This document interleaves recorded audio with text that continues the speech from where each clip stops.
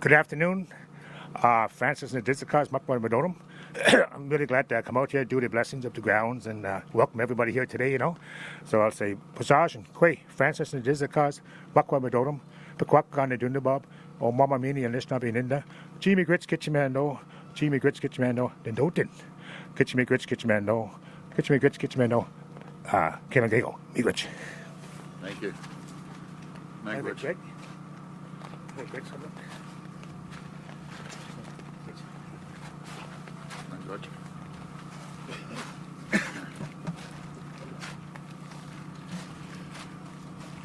Kway.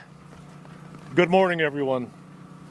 It's an honor to welcome all of you here today in the unceded traditional territory of the Algonquin Nation. I'd like to begin by acknowledging our ancestors whose strength, perseverance, and stewardship of these lands make gatherings like this possible. When European cultures first came up the great river of the Algonquin Nation, the mighty Kitchissippi, the Ottawa River as you know it today, in the early 1600s into our Algonquin homelands, the Algonquin Nation was here, occupying and defending our lands.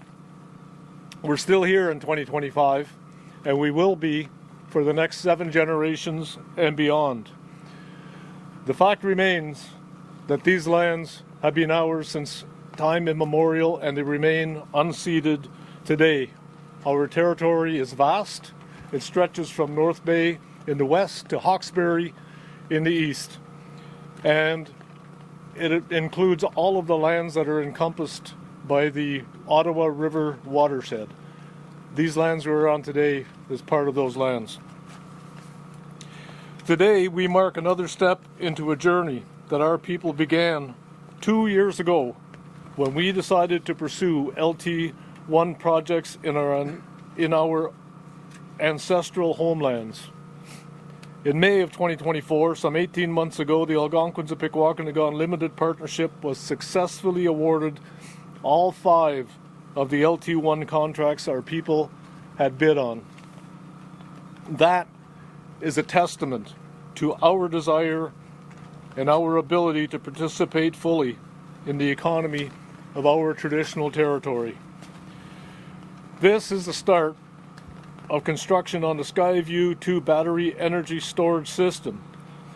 It's a further step forward in our nation's journey toward environmental stewardship, leadership, and true partnership in Canada's clean energy future. We are happy to stand here alongside Potentia, one of our trusted business partners through the LT1 projects. Together, we are building something extraordinary, a project that stands as the largest battery energy storage system that the Algonquins of Pikwakanagan has ever invested in so far.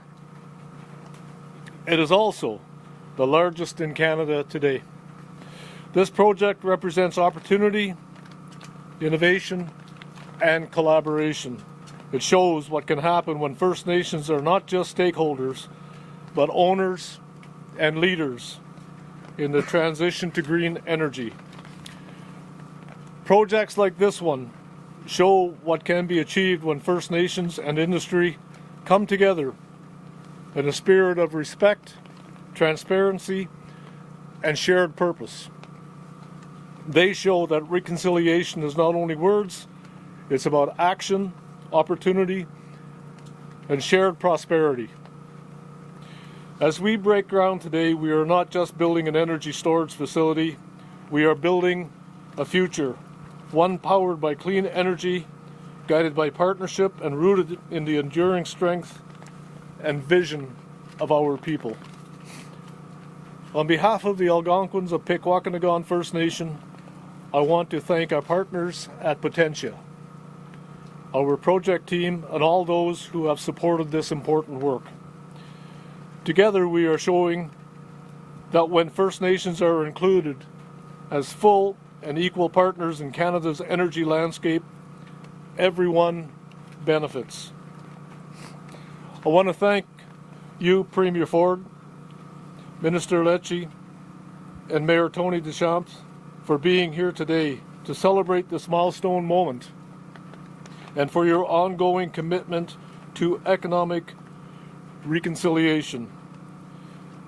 This is a proud day for the Algonquins of Pikwakanagan First Nation. Chimigwech. That's a big thank you to all of you. And now introduce Mayor Tony Deschamps. Thank you, Chief. I really appreciate it. Thank you so much. Good, buddy. Way to go. Okay, Mayor, go get him. Go get them. Been waiting for this opportunity for a while. Good morning, everyone. What an honor to follow Chief Greg Sarrazin. Welcome to the members of the Algonquin Pikwakanagan First Nations. Premier Doug Ford, Minister Lecce, MPP Clark, members of our township staff and council, our partners in the IESO, Hydro One. There's a ton of dignitaries here, a lot of stakeholders, and last, certainly but not least, the group from Potentia. Today marks the day of something big. The Skyview 2 BESS project, the largest of its kind in Canada, a nearly $1 billion investment right here in Edwardsburg Cardinal. And for Edwardsburg Cardinal, that's historic. It's not just it's historic, not just transformational. I know everyone else here is going to talk about the BESS project, but I want to take a few moments to talk about Edwardsburg Cardinal.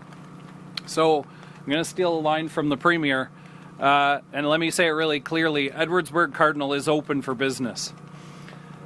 We believe in doing our part to protect Ontario workers and their jobs, and also to ensuring that Canadian economic resiliency through projects just like the Skyview 2 project that we're opening here today in Edwardsburg Cardinal. We've got the people. We got wonderful, supportive people here in Edwardsburg Cardinal. We've got the resources and the land. Heck, we even own our own port, the municipal-owned Port of Johnstown. But most of all, I think as you see here today, we've got leadership. We've got a very strong municipal council, local council, and Steve, Waddy, Chris, and Joe, I'm not sure where they are, I can't tell in the crowd. We're united, we're focused, we're fearless when it comes to supporting growth in our township. Our municipal staff, while they may be small in numbers, they're second to none in their talent, their commitment, and their ability to execute. Here in Edwardsburg Cardinal, when it comes to projects, the word no doesn't exist. It's only how can we work and collaborate together to get projects done. And that's just like the Skyview 2 BESS. So when many around us were saying no, we chose to say yes. How can we get this done? When opportunity comes calling, this team, our Edwardsburg Cardinal team, we don't just answer the call, we're willing to help build the network so that you can answer the call. And speaking of network, we're backed by really strong leadership at other high levels of government. I believe we have Ontario's best MPP in MPP Steve Clark. He's an absolute relentless advocate for our region, helping to turn our vast potential into progress and delivering in our area over and over and over again and again. MP Barrett, who could not be here today, he stands shoulder to shoulder with us, making sure our voice isn't just heard, but that it's respected and that we remain engaged. Lastly, our council, our municipal staff. I saw ECDEV Director Ann Weir here somewhere. I saw Chairman Charlie Mignot, MPP Clark. We all know that this project is more than just about energy storage. For us, for this area, it's way bigger than that. It's about sustainability, affordability, reliable infrastructure. It's about economic development. It's about powering and empowering our local economic future. It's about proving that when you invest here in Edwardsburg Cardinal, that you're investing in our ability to deliver. And as our tagline says, you can get there from here. So in closing, thank you to Potentia for believing in choosing Edwardsburg Cardinal to locate in. Thank you, Chief Sarrazin and the AOPFN for your support and your partnership in this project. And thank you to everyone else that's here today helping to power this project to life. Great job, man. Great job, my friend. Thanks very much. Thank you. Thank you so much. Very Sparky. Well, good morning, Premier, Minister Lecce, Mayor Deschamps, officials from Potentia Renewables, Chief Sarazan, and our friends from the Algonquins of Pikwakanagan First Nation. As the MPP for Leeds Grenville, Thousand Islands, and Rideau Lakes, it's a real honor to welcome everyone here to Edwardsburg Cardinal this morning. It's a historic day as we break ground on Skyview 2 with all the partners who make this innovative project a reality. Under Premier Ford, Ontario is delivering on nation-building projects that will not only transform our economy, but leave a legacy of prosperity for generations to come. Breaking ground on Skyview 2, the largest battery energy storage system in Canada, shows that Leeds Grenville is ready to be part of that legacy. So today marks a significant milestone in building a cleaner, more reliable energy future that will power economic growth in Eastern Ontario and across the province.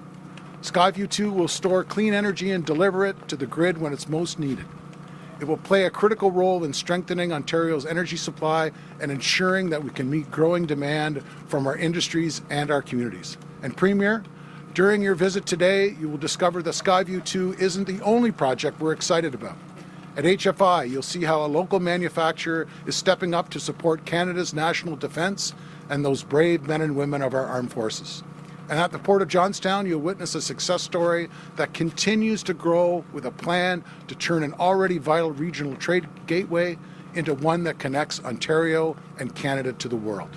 All of this happening under the tremendous leadership of Mayor Deschamps, his council, and his municipal staff. And I want to commend them for stepping up when a vision and commitment to make Edwardsburg Cardinal and our region an economic powerhouse. So thank you so much, Mayor.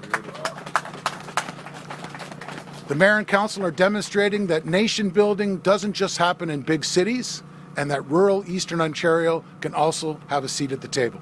Thanks for everybody for being here, and I'll now call on Ben Greenhouse from Potentia Renewables. Ben? Beautiful.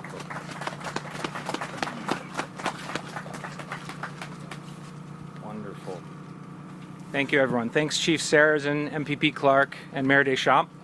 Troy, I think it's a testament to your influence that you could gather this many people to come stand in an empty field in the middle of a snowstorm. No small feat. On behalf of my 90 team members at Potentia and our partners at Power Sustainable, I wanted to say thank you to our partners and our hosts.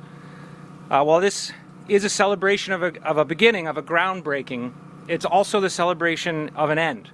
Reaching this point is the culmination of years of work between Potentia and our partners at Pikwakanagan, and of course the team at Edwardsburg Cardinal. To our project development team at Potentia, which is ably led by Keaton Lever, thank you for the hard work you've done.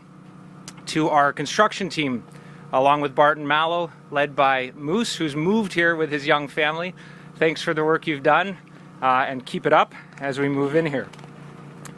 To Chief Sarazan and our partners at Pikwakanagan, especially Leah, Amanda, and RJ, thanks for working with us as we've sorted out our commercial relationship and then being such a great partner as we've worked through these early stages.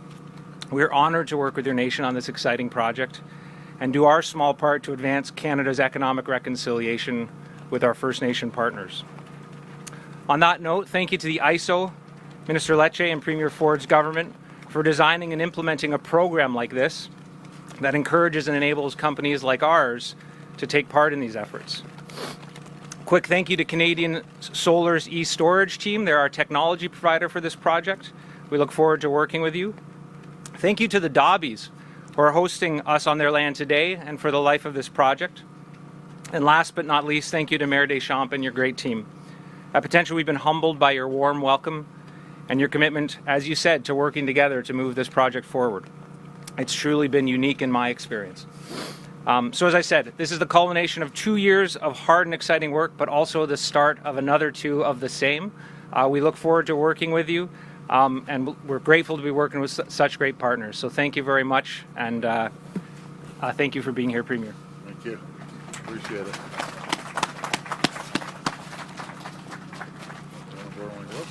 Well, good afternoon, everyone.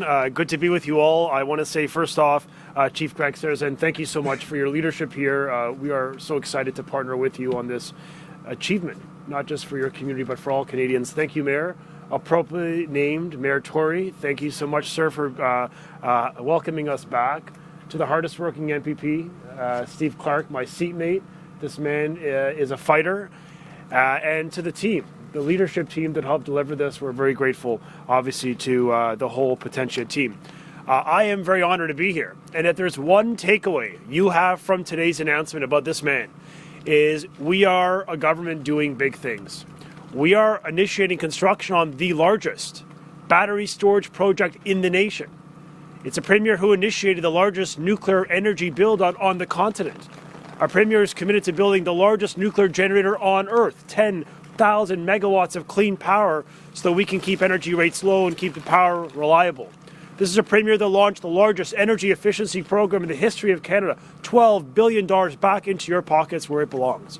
Largest transit expansion, the largest infrastructure plan. I mean, my goodness, if we are defined by the investment, then we are making a difference in the province and country. And I think more than anything else, he has been defined by his leadership in the nation. He has stood up to President Trump. He has been an example to all Canadians that we need to fight back and stand up for our resources, our workers, and for the people and the communities that we're proud to call home, like right here in Leeds Grenville. So I came to say thank you to all the partners on this major project expansion. And I also came to introduce the Premier, the man who's been working hard, fighting for Canada, and delivering investments that are going to make a generational difference for your children and grandchildren. So will you join me in welcoming Ontario's Premier, Doug Ford? Thank you all so much. Appreciate it. Thank you, Mike. Thank you. Well, first of all, I want to welcome everyone. Thank you for having me by. It's a little cold, a little windy, a little snowy, but we're all here. And first of all, Chief, thank you for everything that you're doing and partnering with us. And you nailed it with those words. It's amazing when we all get together and we work together how we can get things done. Mayor, thank you. I always say things can't happen without staff as well and your council. So I walked a mile in your shoes of the council, and I'm very grateful. And Elder, thank you for your comments as well. You heard from my champions, Minister Lecce, leading the province actually in the largest expansion of nuclear energy anywhere. I'd say probably anywhere in the world, but for sure anywhere in North America. And we all call him Clarky. We love Clarky down there. He leads the team, and thank you for everything that you do. And I know people in your riding love you, and all the other elected officials that are joining us today. I also want to welcome Ben and the entire team from Potentia. Thank you for what you're doing. What a great company. And again, this is amazing. It's going to be the largest in the entire country. This is a challenging time for our province, with tariffs created economic uncertainty and taking direct aim at our economy, our workers, and our business. And who I'm talking about is President Trump. But we should never take a backseat to President Trump. We are an economic powerhouse, not just here in Canada, but all over North America and around the world. And that's why our government is doubling down on our $220 billion plan to build, creating good-paying jobs in every corner of our province, while cutting taxes and red tape for businesses, saving companies $12 billion each and every single year.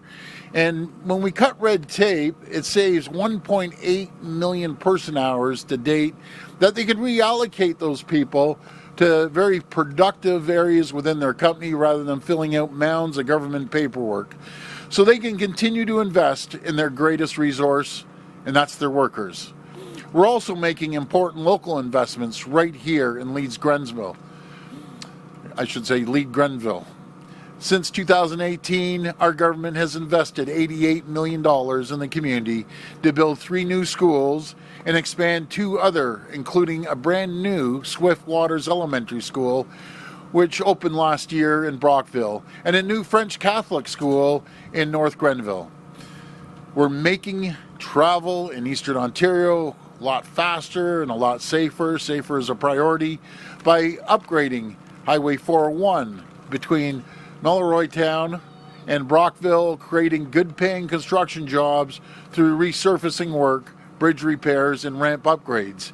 And we broke ground on the revitalized Wellington House nursing home in Prescott, which will bring 128 state-of-the-art long-term care beds to the community.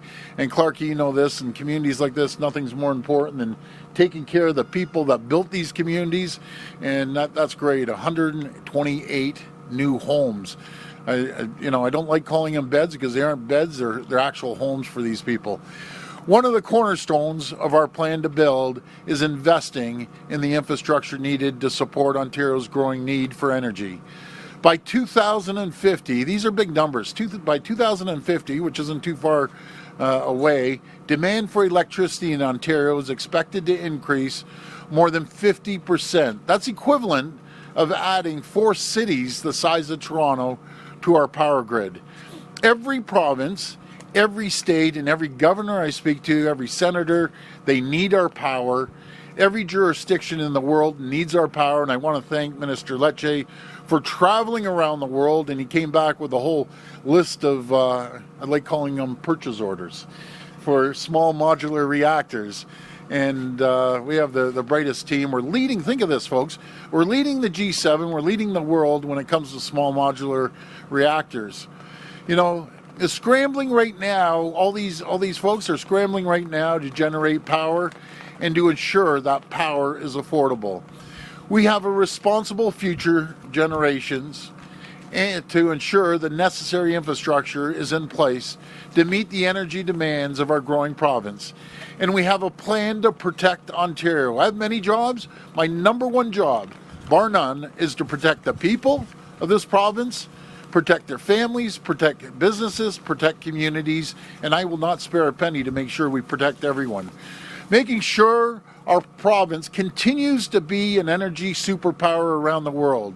That is why our government is focused building out nuclear power with small modular reactors and new and refurbished large-scale nuclear. We're also expanding hydroelectric capacity, exploring hydrogen generation, building new transmission infrastructure, and new battery storage. And that's why we're here today.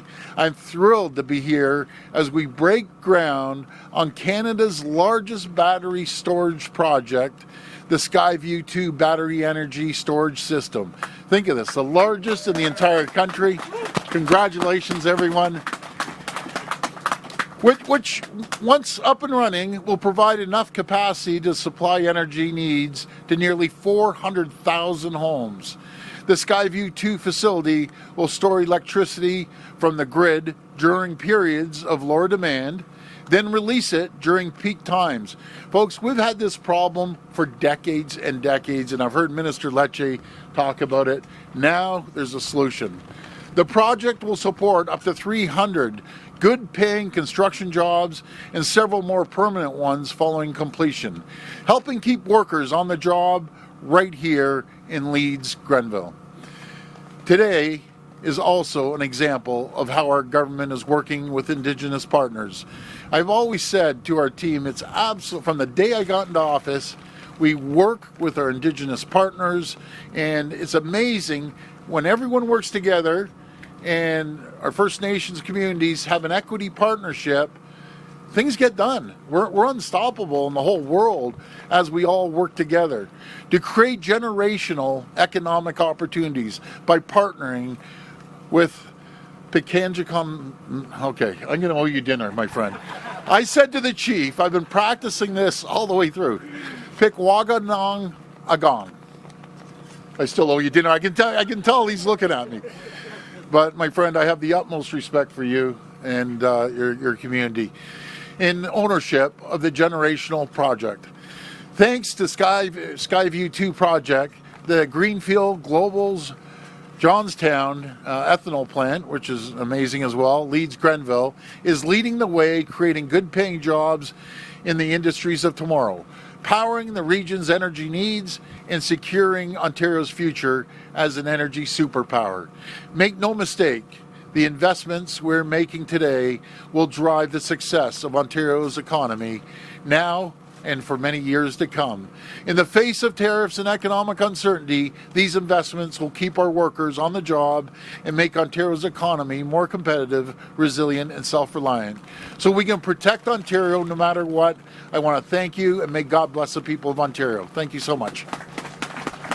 We will now take questions from the media. Media can line up behind me and state their name and outlet in the microphone. Just a reminder, the format today is one question and one follow-up. First question.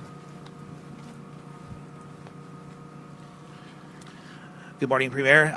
Phil Blanchard, Morrisburg Leader. As the province is looking to add 1.5 million homes by 2031, Edwardsburg Cardinal has been trying to negotiate a deal with Infrastructure Ontario to purchase the Edwardsburg Land Bank, which will add 10,000 acres for new homes, industrial development, and agriculture. At this point, where do the negotiations stand? And maybe you're making another announcement today? Well, you know something? I thank you for bringing that to my attention. There's a big operation. I promise you one thing. I'll talk to Minister McCarthy, find out where we're at. But I have no problem with it, to be very frank, as long as there's no kinks in there or anything I don't know about. Because it's so much better when we support communities. They get things done a lot quicker. So I'll look into it, and my assistant will get your phone number, and I'll give you a call back on that one. Okay. Thank you. And to follow up, on the housing file, Premier, you've said many times that in the media that municipal development charges are holding up building new housing across the province. Neighboring township South Dundas has never had development charges, and now after years of progress that sees up to 500 homes being built in 2 projects, that township is now in the process of implementing development charges. What do you say to municipalities that are looking to putting roadblocks up and adding costs to homes? Well, you know something, the development charges are the worst thing you could do, is because you're taking money out of the people's pocket. I'm so glad that our government in the FES, the Fall Economic Statement, we're getting rid of our part of the HST, and the federal government is following for first-time home buyers, for new homes. That's 13%. So it might not be this much out here, but in the Toronto GTA, you're lucky to find a place for $1 million. That's $130,000 we're giving back to the buyers. So I totally discourage these development charges. And again, I'm just going to talk about the ones that I know the percentage, no matter if it's Toronto or the GTA. It could cost 40% of the cost of the house. So you're buying $1 million condo, $1 million home, $400,000 is gouging the taxpayer, taking money out of their pocket, and you wonder why homes are not available. They need to get their financial act together. I can tell you, we didn't jack up the development charges when I was down there with my brother Rob.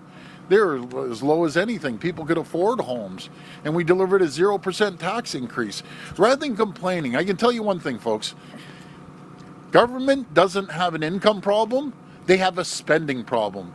And they need to be held accountable. They need to get their books audited and find the waste and the endless amounts of red tape and regulation. So that's my message to all the cities. I wouldn't do it. Hi, Premier. Katie Griffin from CTV News, Ottawa. Hi, Katie. I have a bit of a two-part for my first question on school board supervisors. They were brought in to rein in spending amid concerns of mismanagement. How do you justify paying them up to $350,000 with an expense account? So let's talk about that.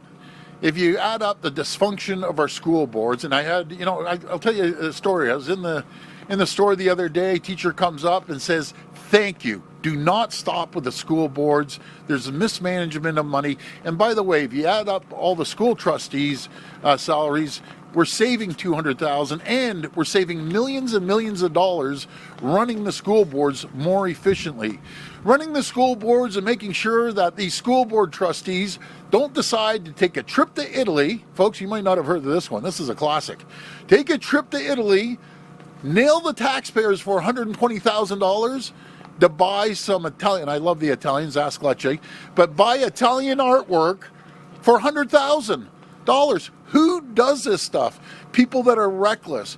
Who goes out and decides, and I love the Blue Jays, before they were going, it was this year I believe, why don't we all go out there on a junket, buy a box for over $20,000 and let's go waste taxpayers' money. Or the nerve of some of the school trustees waking up at 2 o'clock in the morning. I don't even wake up hungry at 2 o'clock in the morning. Look at the size of me.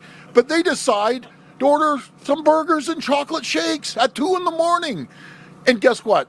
They charge the taxpayers for the $8. That's the sickening part. They don't give two hoots about taxpayers' money. For the first time ever, Minister Paul Calandra is holding them accountable, and I can tell you the teachers are as happy as anything. They tell us, I just spoke to a teacher this morning on the way here, keep going, we support you 1,000%, and then we're going to be giving purchasing cards to teachers to actually go out and buy pencils and pens and paper because the school board's too busy wasting the money. So thank you for letting me rant about these school boards that haven't been held accountable, and God knows since before Moses. Now they're being held accountable, and the money's going into the classrooms and it's going to the teachers and educators. Now, my former Minister of Education, do you want to add anything to that? Are you sure? 6 years he was a Minister of Education. Did a great job, by the way. So the second part of that question, not the follow-up, but speaking of holding them accountable, the supervisor at the Ottawa Carleton District School Board has refused to do any interviews, and just yesterday announcing that he is replacing the Director of Education. Can I get your thoughts on both of those? I can't comment on that. That's going to be up to the supervisor, but we're going to do one thing. We're going to clean up these school boards once and for all. It's been going on for years. They've been unchecked for years, decades, not even years, decades. And my number one complaint when I speak to the teachers, fix the school boards. That's the number one complaint to the educators that I get.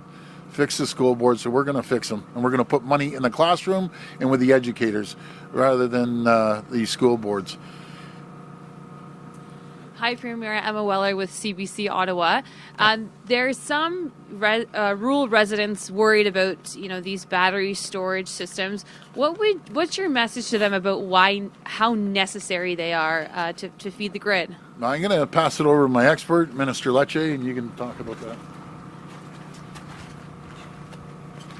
So first off, the Premier and the government is investing in delivering the largest storage fleet on the country. I mean, 3,000 megawatts, the third largest on the continent. Having storage allows us during off-peak periods to harness low-cost electricity and then feed it back into the grid during peak purposes. That stabilizes the grid. It keeps your rates low for families and seniors. So it's actually a very important part of our energy affordability vision. Keep in mind, the government has been very intentional about building big.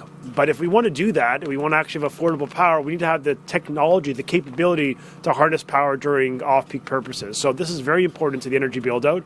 And frankly, as we build nuclear, large-scale nuclear, and we add 15,000 additional megawatts of power, having the storage capacity is going to be a really effective intervention to keep energy affordable. I just will say, related to the question of why it matters, I think it matters particularly because you look at the former Liberal government many years ago. They didn't have storage capacity, but they were investing in sole sourcing renewable power, which means we pay 10 times above the market, and families today, 20 years later, are still paying the price. If they had the foresight of building storage, they could actually come up with a more competitive option and price for families. So we see this as the logical step forward. We can't go back. The former government didn't have that foresight, but we're proud to invest, and we're proud to do it using Canadian workers, Canadian businesses, Canadian investors. And the final thought, the former Liberals would have imposed this project on this rural community without the consent of the mayor and council. Our Premier, 1 year ago, announced a plan to put local communities in the driver's seat. You have to have a support resolution first for the government to even consider a project of any side. It could be storage, it could be renewables, it could be nuclear, anything. You're in the driver's seat. And I think democratizing decision-making is important. So as a first principle, we wouldn't be here if he didn't give local rural communities a voice at the table, which they did not have in the former government, using Queen's Park in downtown Toronto, imposing energy projects, renewable projects on communities that were not willing hosts. So it's a lot of change, but it's good for Canada. And Premier, my second question, it's a few days until the speed cameras are removed. Yes. What funds are available for other safety measures when these are replaced, to replace them? Yeah, well, there's funds being announced from the Minister of Transportation, a large fund, but a poll's coming out through a reputable polling company, and it's overwhelming support to get rid of these speed cameras. The number one choice are speed bumps. And here's a story I heard just from Mississauga. They had problems with these speed cameras. They weren't slowing down. People are still running through. They came up with a great idea. I guess the mayor did, because I think the world of the mayor there. And Mayor Parrish came up with an idea. Let's get speed bumps in. It stopped immediately. Immediately. You can slow people down, have safe school zones. So that's the number one area people want. Obviously, they want more policing at the point of school hours. They want the signs flashing, and they also want the turnabouts. So we're going to put a tremendous amount of money in making sure our communities are safe and that these municipalities stop gouging the taxpayer. You know, people are tired of being taxed to death. We've been in office for 7 years. I think we've set a record. We're the only, more than 7 years, coming up to 8 in June. We're the only government that's never raised a tax, ever. We reduce taxes. No matter if it's the tolls that we got rid of, or the little license sticker tax, which is over $1 billion savings to the taxpayers. One fare, if you're coming into Toronto, you get one fare saving over, I think it was about $1,700 per person. And do you know what I wish I could do? Is put a big sign at every gas station that the province has saved you 10.7 cents a litre, which is about $1.2 billion going back into people's pockets. It's a very simple economics 101 that I think more elected officials should take. So we've increased revenues by $70 billion by lowering taxes, creating an environment and conditions for companies to come. You have two choices as an elected official. You gouge the taxpayer, take every red cent out of their pocket until they can't go out, as simple as going for dinner or buying a pair of sneakers for their kids, or you put more money into their pockets, stimulate the economy, and that's the same as businesses. Put money back into businesses' pockets, they're going to invest it in their people, into technology, into infrastructure, and into new equipment, creating more jobs. This is economics 101, and I just can't believe more elected officials across our country and even in the U.S. don't take that approach. It's a proven approach, and there's over 1 million more people employed today than there was in 2018 when I walked through the doors. Thank you. Hi, Félix Pilon from Radio-Canada. On doctor recruitment, last time you said Quebec doctors should call you. Those remarks were badly received by Premier Legault. Knowing what's happening now in Quebec with Bill 2, what do you say to Quebec people that are angry because they lost their doctors because they're coming to Ontario? What I say, same as I say in Ontario, we don't put a gun to anyone's head. We don't handcuff any of our doctors to stay in Ontario. If you treat your doctors well and you respect them, they're going to stay and they're going to have a thriving practice. In saying that, some of our docs may move out west, they may move out east for personal reasons. And if any docs around the country, around the world, that's what we're attracting, doctors around the world right now to come and practice in Ontario. Because they know it's a great place to, number one, live, raise a family, and start their business. Because the doctor's offices are their personal businesses. So we welcome everyone. I'm not targeting Quebec doctors. If they call me, I return their call. And the federal government is expected to designate Ontario's Crawford Nickel project as a major national development. What is your reaction to that? And are you disappointed that the tunnel under the 401 is not? Well, I'm gonna answer this. I'm gonna pass it over about mining to Minister Lecce. It's great that they're doing the Crawford Nickel project. I love it. But let's get out of our way on everything else. Let's get out of our way when it comes to the Ring of Fire. Make sure we have one project, one process until we don't have duplication from the federal government. We need to be talking about large-scale nuclear. And I don't know if we're going to hear about that, but that's a key area that we need investment on. We need investment on the Ring of Fire. We need investment on the tunnel, because we know the tunnel is costing the economy $56 billion each and every single year. We have the busiest highway in North America. So we're going to get it done, and we'd appreciate all the support they can give us. But over to my Minister of Mining as well. So the Crawford project is very important. It has been on the Premier's list that went to the federal governments. And so, look, I mean, what's perhaps most consequential for families here is that we're talking about a 4-year mine with the highest grade nickel. China monopolizes the sector. 50% of global nickel comes from Indonesia. The Chinese own 75% of those mines. We have to disrupt their stranglehold of the supply chain. We've got the highest grade nickel, a business operation that represents 1,000 permanent jobs, 3,000 construction jobs, a 40-year operation with billions of dollars of gain to Canada's economy. So we certainly would hope it will be prioritized on that list. Large-scale nuclear is important too, though. We can't lose sight of the huge economic value. You want to do nation building? How could you do it without the largest scale investment, a $256 billion gain to the national GDP, 10,500 permanent Canadian jobs using Canadian tech, Canadian resources, Canadian uranium? It's just a no-brainer. So we want the feds to support us on this investment too. On the Ring of Fire, the biggest ask is to end the duplication. We have an Indigenous-led environmental assessment. The Premier has said this 100 times. If we want to do big things and move at the speed in a post-Trump world, we have to end the duplication between governments. Canadians don't have time for this.